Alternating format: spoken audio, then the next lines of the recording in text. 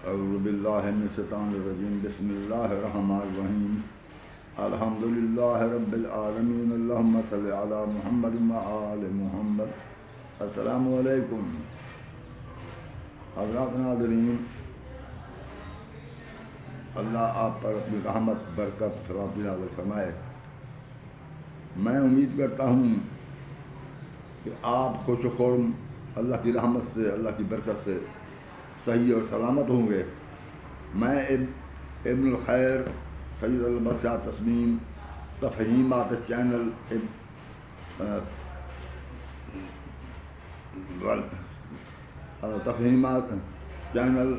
تفہیمات الحکمت سے آپ کی خدمت میں حاضر ہوں۔ آج 25 اپریل 2024 ہے،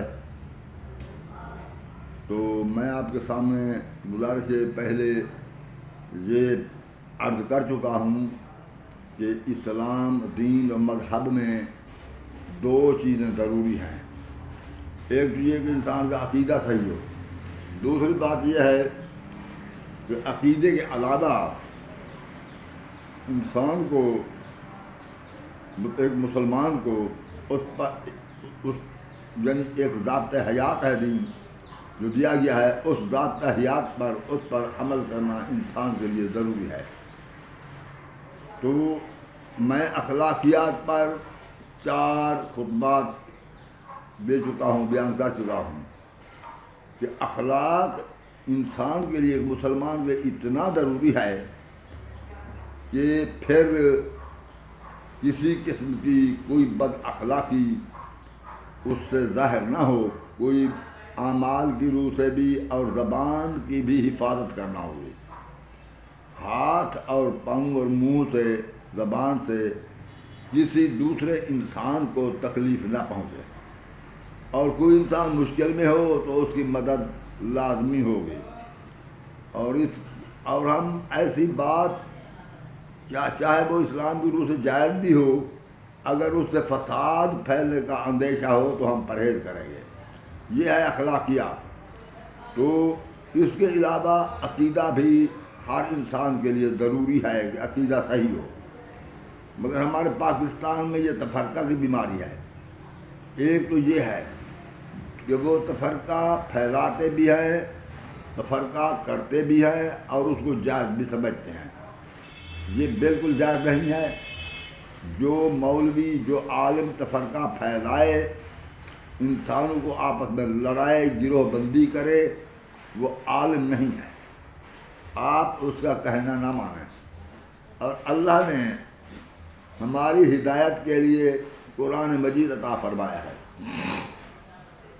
رسول کریم نے بھی وقتاً فوقتاً اس کلام پاک کی آیات کے تحت تشریف فرمائی ہے، اور جو کلام پاک کی جناب سرور کائنات فخر موجودات حضرت محمد مصطفیٰ صلی اللہ علیہ وسلم نے وہ بیان فرمایا ہے، اس کو حدیث کہتے ہیں۔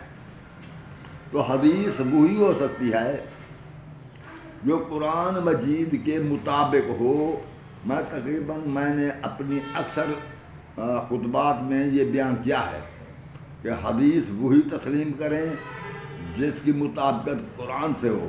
نہ ہمیں کوئی راویوں کو دیکھنے کی ضرورت ہے کہ یہ سکہ ہیں یا غیر سکہ ہیں، یہ بالکل غلط بات ہے۔ نہ ہمیں کوئی کتاب کو دیکھنا ہے، اللہ کی کتاب کے علاوہ اور کوئی کتاب نہیں ہے، بخاری ہو یا مسلم ہو، وہ کوئی معتبر نہیں ہے۔ قرآن مجید کے سامنے کوئی شائع معتبر نہیں ہے، ہر چیز لیسا بے شائع ہے۔ ہم آیت پڑھیں گے، حدیث پڑھیں گے تو اس صورت میں کہ آیت کی تشریح میں پڑھیں گے۔ مثال کے طور پر ہم یہ آیت پڑھتے ہیں، انما ولیکم اللہ ورسولہ والذین آمنوا الذین یقیمون الصلاۃ ویؤتون الزکاۃ وہم راکعون۔ یہ سورۃ مائدہ میں ہے، میں وہاں سے یہ آیت پڑھی ہے۔ تو بے شک تمہارا والی اللہ ہے اور اس کا رسول، اور وہ لوگ تمہارے والی ہیں جو نماز قائم کرتے ہیں اور زکوٰۃ دیتے ہیں اس وقت جب وہ رکوع کر رہے ہوتے ہیں۔ تو پھر ہم دیکھیں گے کہ یہ آیت آئی ہے تو اس کی تشریح میں کہ وہ کون لوگ ہیں، وہ قرآن میں نام تو نہیں ہے، جنہوں نے رکوع زکوٰۃ دی ہو وہ ہمارے والی ہوں، مالک ہوں، اسی طرح والی ہوں، اسی طرح مالک ہوں جس طرح اللہ اور رسول مالک ہیں۔ تو ہم پھر دیکھیں گے کہ رسول کریم کی حدیث کو، تو حضور سرور کائنات نے فرمایا من کنت مولا ہو فہذا علی مولا، جس کا میں مالک ہوں اس کا مالک علی ہے۔ تو ہمیں پتہ چل گیا کہ ایک تو اللہ مالک ہے، دوسرا رسول مالک ہے، تیسرے حضرت علی مالک ہیں۔ اب ہم نہ علم رجال کی طرف جائیں گے، نہ ہم کتاب کا پوچھیں گے کہ اس کتاب میں درج ہے، کیوں نہ پوچھیں گے؟ اس لیے کہ اب قرآن کی آیت اس کی تشریح میں آ گئی ہے۔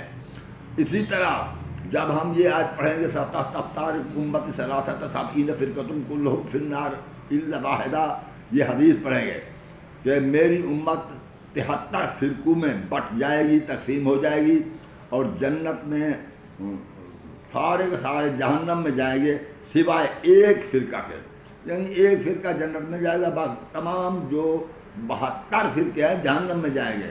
اپنی اپنی جگہ پر بغلیں نہ بجائیں، نہ ڈیگیں ماریں۔ یاد رکھیں کہ جتنے فرقے ہیں یہ سب کے سب جہنم کی طرف جا رہے ہیں سوائے ایک کے۔ تو اب بات یہ ہے، یہ تو ہم نے حدیث پڑھ لی، اور اب کیا علم کہ یہ حدیث صحیح ہو یا کہ حدیث ضعیف ہو، قابل اعتبار نہ ہو، غیر معتبر ہو، تو اب اس کی پرکھ کے لیے ہمیں نہ بخاری طرف جانا ہوگا اور نہ ہمیں اس حدیث کی پرکھ کے لیے نہ علم الرجال کی طرف جانا ہوگا، کیونکہ علم الرجال کوئی علم نہیں ہے، اس کا نام علم رکھ دیا گیا ہے۔ یہ علم الجنجال ہے، یہ علم الرجال نہیں۔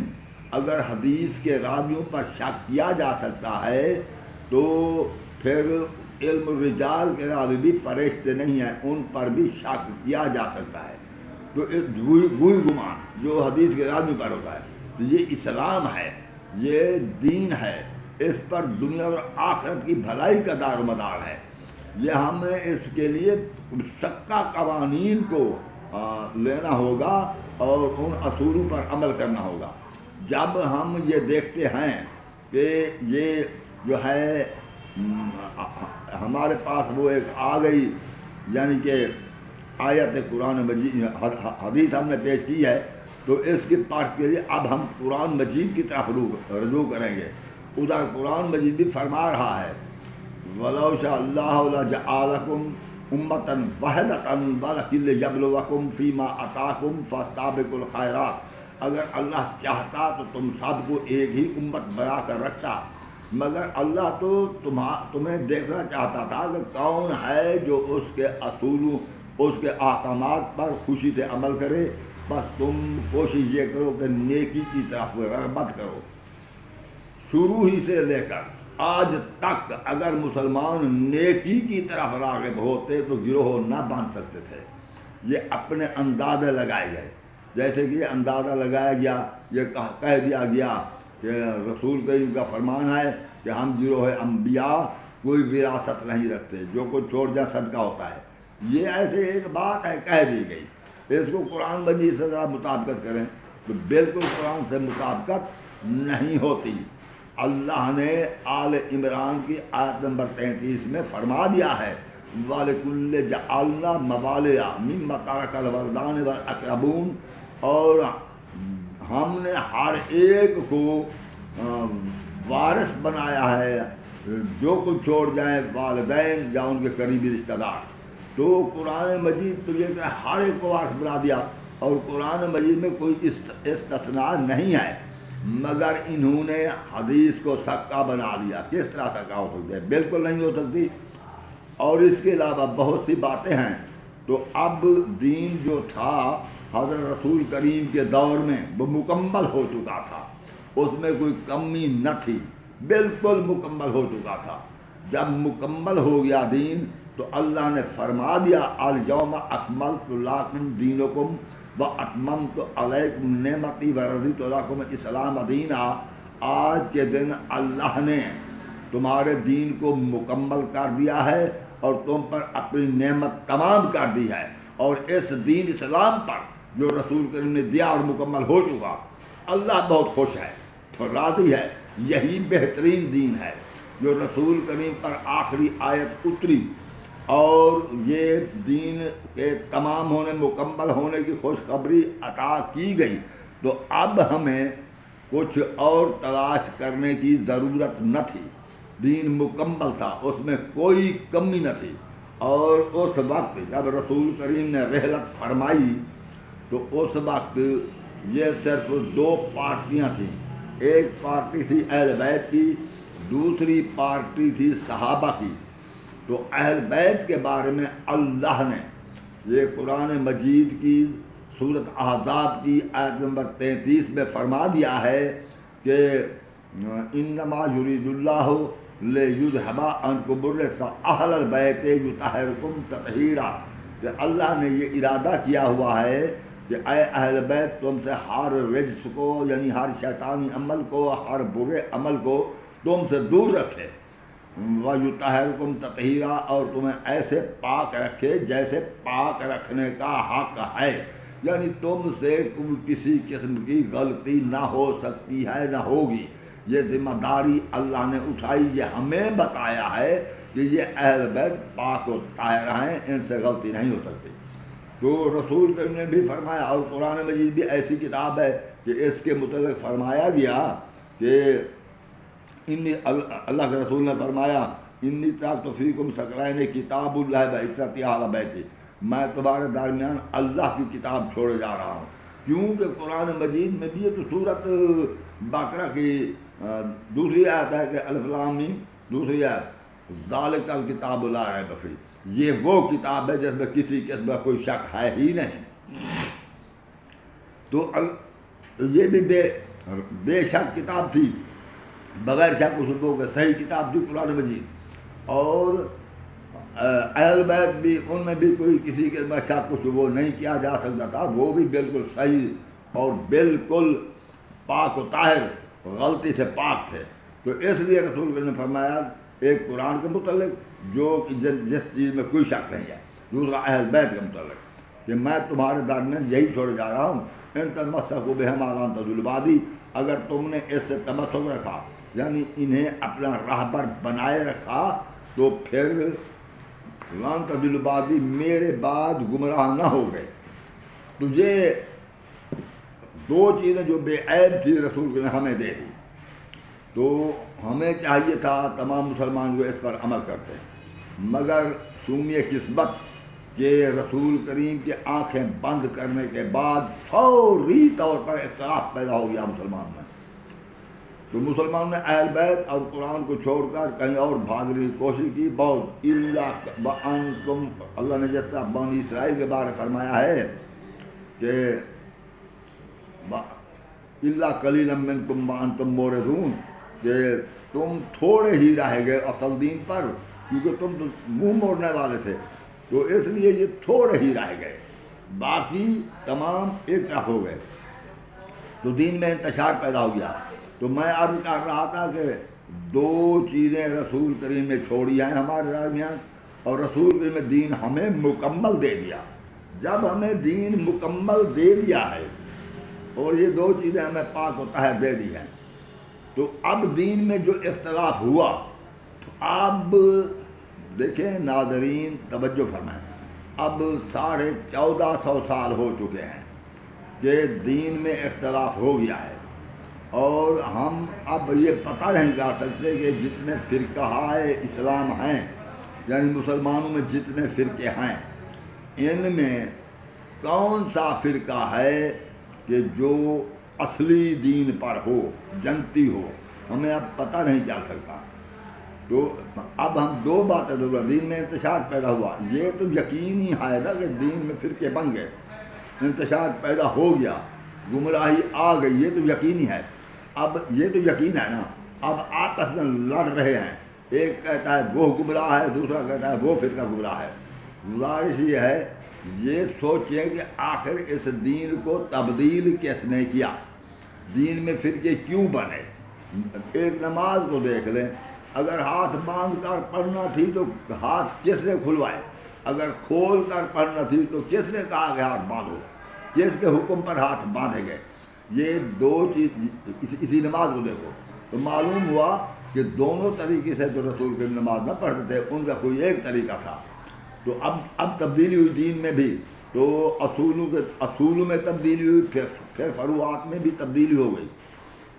تو اس تبدیلی کا ذمہ دار کون ہے؟ کون ہے جس نے یہ تبدیلی کی ہو؟ ناراض نہ ہونا، میں کسی کے تفرقہ کی بات نہیں کر رہا، آخر میں نے قرآن تو پڑھنا ہے نا، اور سمجھانے کی جو میں سمجھتا ہوں کوشش کرنا ہے۔ اس پر اگر میں غلطی پر ہوں تو دوسرے جب میری بات سنیں تو میری بات کو رد کریں، اپنے خطبے میں رد کریں تو مجھے بھی معلوم ہو جائے گا، دیگر بھی معلوم کر لیں گے۔ اب دیکھنا یہ ہے کہ کیا تبدیلی ہوئی ہے تو کس نے کی ہے؟ بھائی اس وقت جب رسول کریم نے آنکھیں بند فرمائیں، اس دنیا سے رحلت فرمائی، اس وقت نہ ہم تھے اور نہ آپ تھے، کوئی نہ تھا۔ اس وقت جو تھے دو پارٹیاں تھیں، ایک تو وہ پارٹی جن کو صحابہ کرام کہا جاتا ہے، وہ پارٹی تھی، دوسری وہ پارٹی تھی جن کو اہل بیت کہا جاتا ہے۔ یہ دو پارٹیاں تھیں۔ اب اگر دین میں تبدیلی ہوئی تو ان دو پارٹیوں نے تبدیلی کی ہے، تو پھر تبدیل شدہ دین اللہ کو پسند نہیں ہے۔ تو اہل بیت کے بعد اللہ نے فرما دیا یہ پاک و طاہر ہے۔ تو جب اہل بیت کی ضمانت مل گئی یہ پاک و طاہر ہے، غلطی نہیں کرتے، تو اب دوسری پارٹی بھی صحابہ کرام ہیں، انہوں نے ہی دین کو تبدیل کیا۔ ناراض نہ ہو، میں صحابہ کرام کی شان میں انشاءاللہ تعالیٰ کوئی ایسی بات نہ کروں گا کہ آپ کو کوئی ناراضگی یا آپ کے دل کو کوئی ٹھیس پہنچے، کیونکہ مجھے حکم ہے کہ ادعو الی سبیل ربک بالحکمت والموعظۃ الحسنۃ وجادلھم باللتی ہی احسن، کہ اللہ کے راستے کی طرف بلاؤ حکمت کے ساتھ، اخلاق کے ساتھ، اور نہایت اخلاق سے ہی ان سے بحث کروں جیسا مجھے حکم ہے۔ میں انشاءاللہ العزیز اسی طرح بات کروں گا، مجھے کسی کے جذبات سے کھیلنے کی ضرورت نہیں ہے اور یہ مناسب بھی نہیں ہے، تو اللہ کے فرمان کے خلاف ہے۔ تو اس لیے میں کسی کی کوئی بغیر یہ ہے سمجھانے کی کوشش کر رہا ہوں کہ اگر آپ کہیں کہ ہمارے نزدیک صحابہ کرام بھی بہت محترم ہیں، اہل بیت بھی بہت محترم ہیں، تو میں یہ عرض کروں گا یہ فساد کس نے پیدا کیا؟ اختلاف کیوں ہوا؟ آخر ان دو پارٹیوں کا اختلاف تھا، انہی پارٹیوں میں اختلاف ہوا، تو دین اگر تبدیل کیا ہے تو انہوں نے ہی کیا ہے، یا صحابہ نے یا اہل بیت نے۔ تو اہل بیت کے بعد تو اللہ فرما رہے ہیں یہ پاک و طاہر ہے، تو دوسری پارٹی بھی صحابہ ہے۔ معلوم ہوتا ہے شاید دین انہی صحابہ نے تبدیل کیا۔ تو پھر اب آتے ہیں کتابوں کی طرح۔ کتابوں کی روایات اور تاریخی روایات کو بھی دیکھا جا سکتا ہے قرآن کی روشنی میں کہ آیا وہ روایات صحیح ہیں، اگر قرآن ان کو رد کرے تو ان کو چھوڑ دو۔ کتابوں میں تاریخ الوفا دیکھیں یا الفاروق دیکھیں یا عدالت الخفا دیکھیں، ان کتابوں میں واضح طور پر بیان کیا گیا ہے کہ حضرت عمر نے دین کو تبدیل کیا، اور ان تبدیلیوں کو اولیات عمر کہا جاتا ہے۔ بعض چیزوں کو حضرت عمر نے مسترد کر دیا، ان پر پابندی لگا دی، بعض نئی چیزوں کو رائج کر دیا، دین کو تبدیل کر دیا، جو کچھ کیا حضرت عمر نے کیا۔ یہ عدالت الخفا میں 1000 مسئلہ ہے دین کا جو حضرت عمر نے اس کی تدوین کی۔ وہ کہتے ہیں تدوین کی پھر اولیات کیا ہوئی؟ وہ اولیات عمر ہے۔ تو گویا معلوم ہوتا ہے کہ وہ دین تبدیل کرتے رہے، یہ مشاہدے کی بات ہے، اس کے لیے قرآن کی طرف بھی رجوع کرنے کی ضرورت نہیں ہے۔ اب وہ دین تبدیل ہو گیا، اب آتے ہیں اس بات کی طرف، قرآن مجید کی طرف رجوع کرتے ہیں۔ کیا یہ دین جو تبدیل ہوا ہے، کوئی ناف کے نیچے ہاتھ باندھے کھڑا ہے نماز میں، کوئی ناف پر ہاتھ باندھے کھڑا ہے، کوئی سینہ پر ہاتھ باندھے کھڑا ہے، رفع جرین کر رہا ہے، کوئی ہاتھ کھولے نماز پڑھ رہا ہے، کوئی کسی چیز کو حلال سمجھتا ہے تو کوئی اس چیز کو حرام سمجھتا ہے، اور آپس میں یہ مسلمان دست و گریباں ہیں، تو ایسی بات نہیں ہے۔ تو ہمیں یہ دین ضرور تبدیل ہو چکا ہے۔ تو اب ہم نے دیکھنا یہ ہے کہ وہ دین اگر جو تبدیل شدہ دین ہو، ہر دین میں یہ ہر مذہب میں یہ تو کہا گیا ہے کہ نیکی کرو برائی نہ کرو۔ بہرحال جو جن کی فطرت جو غلط راستے پر ہیں برائی وہ کرتے ہیں، وہ اپنی زبان درازی کرتے ہیں، اور اس کے علاوہ وہ ہاتھوں وغیرہ کو بھی لڑنے کے لیے بھی استعمال کرتے ہیں، کیونکہ وہ غلط راستے پر ہے۔ جب وہ غلط راستے پر ہے ان کی تربیت بھی ویسی ہے، وہ برائی کرتے ہیں، اچھائی نہیں کرتے۔ اللہ کے دین پر جو قائم ہیں وہ محتاط بھی رہتے ہیں، کیونکہ ان کو قرآن نے فرما دیا ہے کہ محتاط رہو، برائی نہ کرو۔ تو اللہ تعالیٰ قرآن مجید کی سورت آل عمران کی آیت نمبر 85 سے میں شروع کر رہا ہوں۔ تو اللہ فرماتے ہیں وَمَن جب بسم اللہ الرحمن الرحیم وَمَن جب تک غیر الاسلام دینًا فلن یقبل منہ، جس نے وہ دین جو رسول کریم نے دیا جس وقت الیوم اکملت لکم دینکم واتممت علیکم نعمتی آیت نازل ہوئی، اور وہ دین جو رسول کریم صلی اللہ علیہ وسلم نے دیا جو مکمل ہو چکا تھا، اور اللہ فرما رہے ہیں اگر اس دین کے علاوہ، اس اسلام کے علاوہ، وَمَن جب تک غیر اسلام دین، اس اسلام کے علاوہ اگر کسی نے کوئی اور دین قبول کیا فلن یقبل منہ، تو اس سے وہ دین قبول نہ کیا جائے گا۔ اس شخص سے جو وہ دین تبدیل شدہ دین پر ہوگا تو وہ دین قبول اللہ نہیں کرے گا۔ وَهُوَ فِي الْآخِرَةِ مِنَ الْخَاسِرِينَ، اور روز حشر کو بھی وہ نقصان اٹھانے والوں میں ہوگا۔ تو اب نماز پڑھتے ہیں، نماز پڑھ کر نماز میں دعا کرتے ہیں یا اللہ ہمیں ہدایت فرما۔ اللہ فرماتے ہیں کیف یہد اللہ قوما کافروا بعد ایمانہم، ایسی قوم کو اللہ ہدایت کیسے کرے جنہوں نے کفر کیا ہے ایمان لانے کے بعد، وہ شاید وہ یہ گواہی بھی دے چکے تھے، یہ گواہی بھی دے چکے تھے کہ ان رسول حق، ان کے رسول حق ہے، یہ بالکل سچا رسول ہے، یہ گواہی بھی وہ دے چکے تھے۔ اور وجاءہم البینات، اور ان کے پاس یہ روشن دلیلیں، یہ قرآن بھی آ چکا تھا۔ واللہ لا یہدی القوم الظالمین، اللہ ایسی ظالم قوم کو ہدایت نہیں کرتا۔ ہم نے دعا تو مانگ لی، نماز پڑھ لی، یا اللہ ہمیں صراط مستقیم پر چلا اور قائم رکھ صراط مستقیم پر، مگر یہ نہ سوچا کہ صراط مستقیم قرآن میں ہے۔ پھر ہم نے بخاری اٹھا لی، دیکھے کہ مذہب حق کون ہے، کون سا مذہب ہے جو حق ہے، ہم نے بخاری اٹھا لی۔ وہ بھائی بخاری نہیں ہے، یہ بخاری ہے کہ دین کی بیماری ہے، ویسے وزن میں بھاری ہے۔ مہربانی کریں، اللہ نے قرآن میں فرمایا ہے وَمَن لَّمْ يَحْكُمْ بِمَا أَنزَلَ اللَّهُ فَأُولَٰئِكَ هُمُ الْكَافِرُونَ، جو اللہ کے نازل کردہ کے مطابق بات نہیں کرتے تو ایسے لوگ کافر ہیں۔ یہ میں نے سورۃ مائدہ کی آیت نمبر 44 پڑھی ہے، ادھر سے دیکھ لینا۔ یہ ظلم و ستم کی بات چھوڑ دیں، قرآن کی طرف رجوع کریں۔ قرآن کو چھوڑ کر تمہیں صراط مستقیم کہیں نہیں ملے گی۔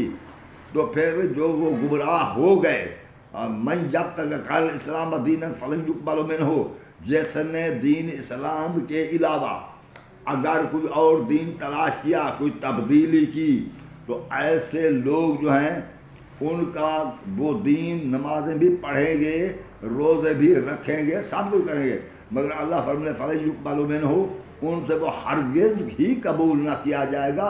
وَهُوَ فِي الْآخِرَةِ مِنَ الْخَاسِرِينَ، اور روز حشر کو وہ نقصان اٹھانے والوں میں ہوں گے۔ تو ان کو اللہ تعالیٰ ہدایت بھی نہیں کرتا۔ تو ان کی جزا یہ ہے کہ اولئک جزاؤہم ان علیہم لعنۃ اللہ والملائکۃ والناس اجمعین، اور ان لوگوں کی جزا یہ ہے کہ ان پر اللہ کی لعنت ہے، ملائکہ کی لعنت ہے، اور تمام لوگ ان پر لعنت کرتے ہیں، لوگ بھی ان پر لعنت، خالدین فیہا ابدا، خالدین فیہا، اور یہ اسی لعنت میں رہیں گے، لا یخفف عنہم العذاب، اور ان پر سے عذاب بھی ہلکا نہ کیا جائے گا، ولا ہم ینظرون، اور نہ کوئی ان کو مہلت دی جائے گی۔ جب عذاب میں مبتلا ہوں گے تو عذاب ہلکا نہ کیا جائے گا، اور ان کو جو عذاب کا وقت مقرر ہو چکا ہے کوئی مہلت بھی نہ دی جائے گی۔ الذین تابوا من بعد ذالک، ہاں البتہ وہ غلط دین پر اگر تھے پھر انہوں نے توبہ کر لی اس کے بعد وَأَصْلَحُوا اور اپنی اصلاح کر لی تو پھر فَإِنَّ اللَّهَ غَفُورٌ رَحِيمٌ، پھر اللہ غفور رحیم ہے۔ تو غلط دین پر آنے کے بعد اگر انہوں نے توبہ کر لی اور اپنی اصلاح کر لی، اللہ کے اسی منظور شدہ دین پر آ گئے تو پھر اللہ بھی غفور رحیم ہے، ان کی غلطیاں معاف کر دے گا۔